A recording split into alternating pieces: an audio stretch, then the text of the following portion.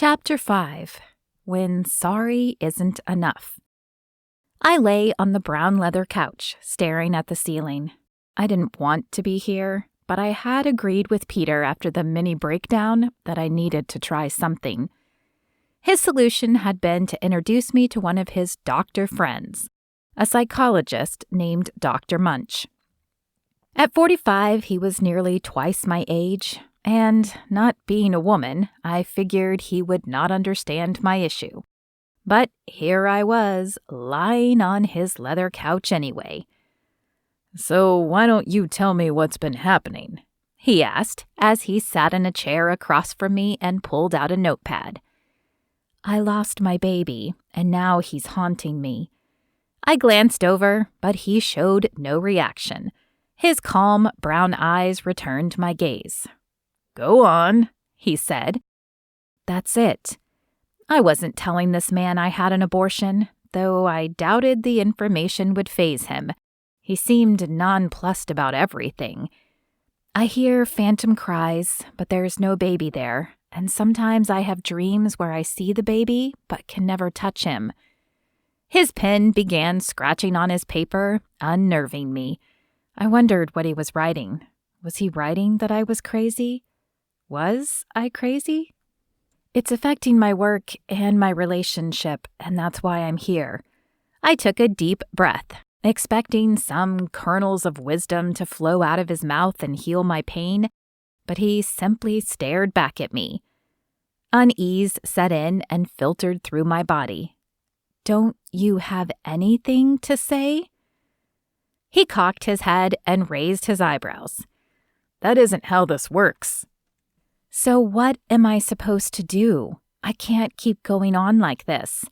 I crossed my arms over my chest. "Well, I don't think you've told me everything, and that would be a start. I also think you should look into a support group, but I'll give you some positive mantra exercises, and I'll see you again when you're ready to be honest." He stood and walked to his desk.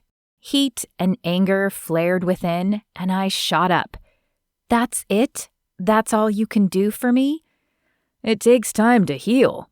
He held out a piece of paper. I snatched it and, still shaking, stomped out of the door. The slamming door brought a small semblance of satisfaction. Peter jumped, and his eyes widened. He opened his mouth to speak, but quickly closed it. Instead, he stood and took a tentative step toward me. "All done?" I glared at him and shoved the paper in his hand. That was a waste of time. Pushing past him, I flung the outer door open. Behind me, a sigh, but then footsteps. The car ride home was quiet, uncomfortable. As soon as Peter parked, I opened the door and hurried into the apartment, making a beeline for the bedroom.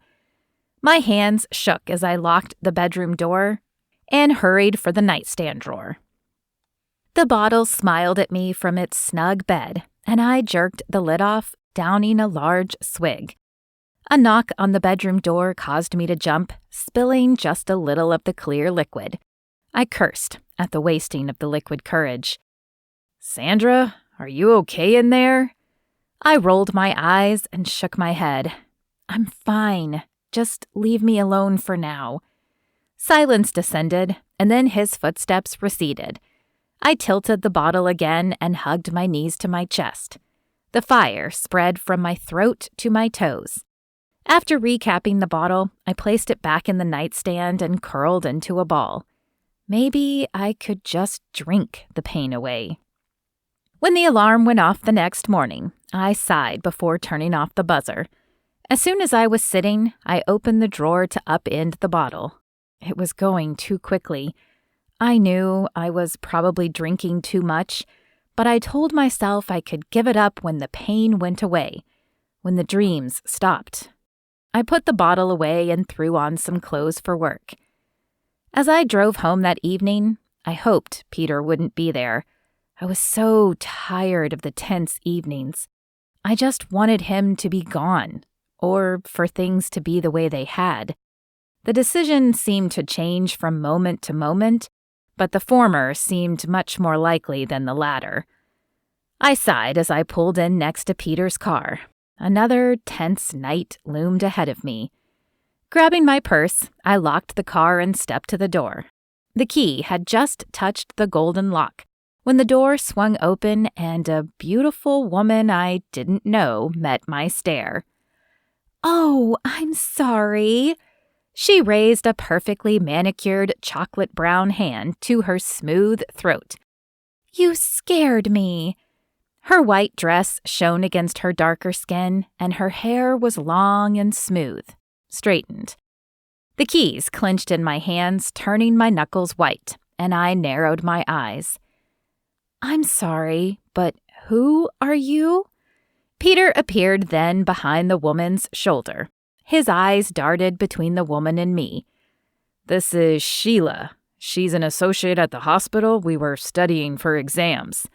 His words tumbled out in a stream, and I ground my teeth together. "Nice to meet you, Sheila." I pasted a smile on my face and stuck out a hand, which Sheila cautiously shook back. "Now, if you're done studying, I'd like to spend the evening with my boyfriend." Sheila's eyes flashed, hardening at the implication. "Of course. I'll see you tomorrow," she said to Peter, laying a hand on his chest. Then she glided past me, sashaying her hips as she left and leaving a floral scent in her wake. I stepped over the threshold and slammed the door behind me. Ice flooded my body and my nostrils flared. "Are you cheating on me?" Peter crossed his arms across his chest and leaned back. "Nice to see you, too. No, I am not cheating on you. She really was here to study with me. But could you blame me? You can't even look at me, much less let me touch you." My jaw dropped as heat flared all over my body. "Are you kidding me? You forced me to kill our child. You have no idea of the guilt that I face every day. The thought of you touching me just brings back the memory. And what if we got pregnant again? Would you encourage me to have another abortion?" He threw his hands in the air. "That's not fair." "Fair?" I screamed, my voice rising in pitch. "Was it fair that you made me go to the clinic alone? Was it fair that I had our child cut out of me or that I'm haunted by dreams of him?" Shock colored his face and he crumpled to the floor, bringing a shaking hand to his mouth. "It was a boy?" The rage fizzled at his reaction, but I still couldn't cross to him. Instead, I crossed my arms. "I think so. Every time I see him in my dreams, he's wearing blue." His hand ran across his face, and when he turned his face up at me again, his eyes were hollow. "We would have had a son?" My eyes narrowed. "Are you saying it would have been okay if it were our daughter?" He blinked, caught off guard by the question. "What? No, I guess I just... What did we do?" He dropped his head in his hands, and compassion flowed over me. Maybe he was finally feeling a small portion of what I had been battling. I crossed and sat down beside him. "We did the unthinkable." I rubbed my arms, but I had no more words. He didn't either. After a moment, he reached for my hand and squeezed it. I leaned into him, hoping that this time it would be different, that this time maybe the nausea wouldn't rear its ugly head, that maybe we could move on. But as soon as his arm went around me, the familiar churning began. I swallowed the sensation as long as I could, but as the turmoil grew, the need to detach myself won out. "I need to change clothes." I stood and rushed into the bedroom. As soon as I closed the bedroom door, I leaned my head against it and swallowed repeatedly. The sickness began to subside as I breathed evenly. Pushing myself off the door, I crossed to the nightstand and uncapped the bottle. A sip of the fiery nectar sated the nausea. Another cooled it completely. A third created the welcoming fog, and the sensation slowly faded away. I smiled. That wasn't too bad. I just needed a few sips, and surely with time, it will get easier." After changing into comfy clothes, I rejoined Peter in the living room. He smiled and opened his arm to cuddle on the couch. Forcing a smile in return, I swallowed and sat down beside him. He pulled me close, wrapping his arm around my shoulder.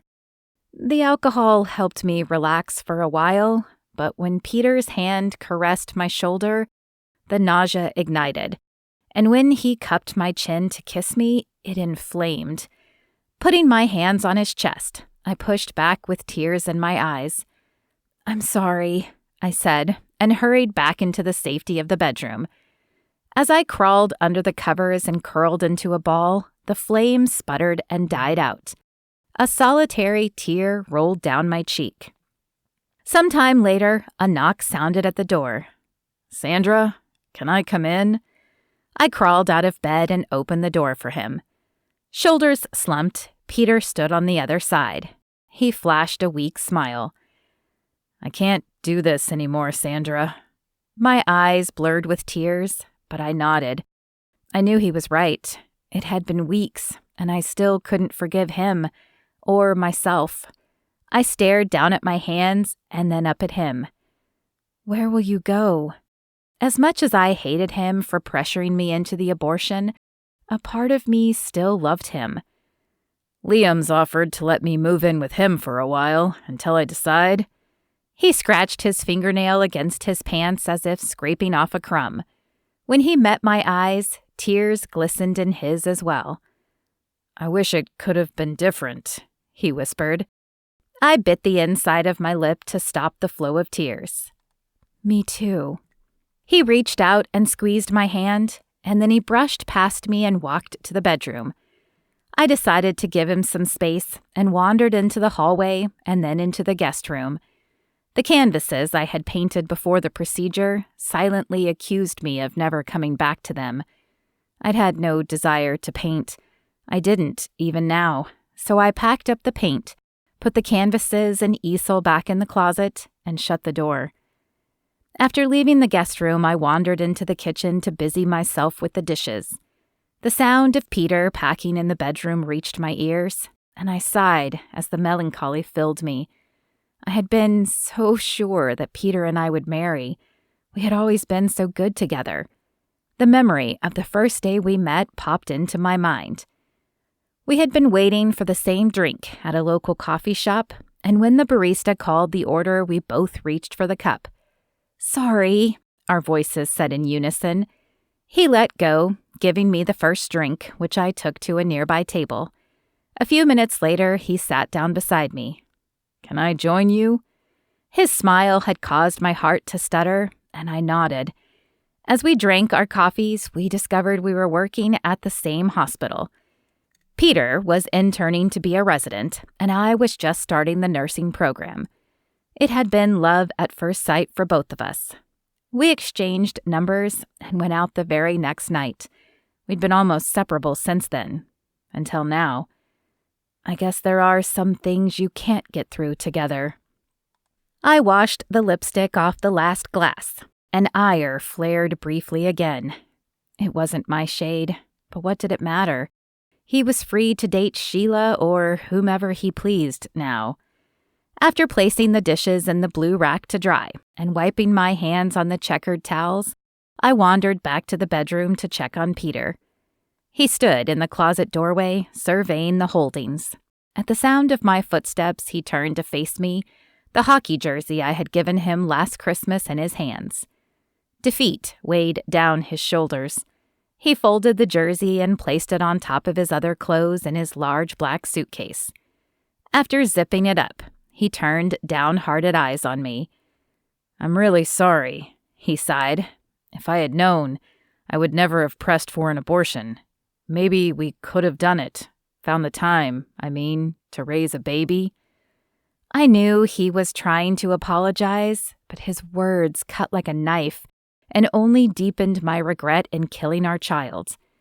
Why couldn't you have given the thought a chance before I ended our child's life? A lump formed in my throat, and I clenched my hands at my side. He was waiting for me to say something, but the words wouldn't come. All I could do was nod. Sighing, he picked up his suitcase and walked past me, out the bedroom door. Rooted to the spot, I listened for the click of the front door. Only then did my body release my feet. I sank to the floor and wrapped my arms around my knees. The beige carpet swam like a muddy sea before me.